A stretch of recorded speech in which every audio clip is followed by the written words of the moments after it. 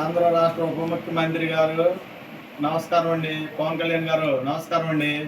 మా మా గ్రామంలో ఒక ఆడపిల్ల పుడితే కొత్త బాలిక సంరక్షణ పథకం కింద బాండ్లు ఇచ్చారండి. ఒక ఆడపిల్ల పుట్టినా లేదా ఇద్దరు ఆడపిల్లలు పుట్టినా ఇచ్చారండి. మరి ఆ పథకం కింద బాండ్లు ఇస్తే 2005లో ఇచ్చారు ఈ బాండ్లు. ఇప్పుడు 18 సంవత్సరాలు నిండినాయండి పిల్లలకి. ఇప్పుడు వెళ్ళి అంగన్వాడీ టీచర్లను అడుగుతుంటే మాకేం తెలవదయ్యా అంటున్నారండి. మేము అమృత్లూరులో అంగన్వాడీ ఆఫీసర్లు ఉన్నారండి, ఆడికి వెళ్ళి అడిగాం.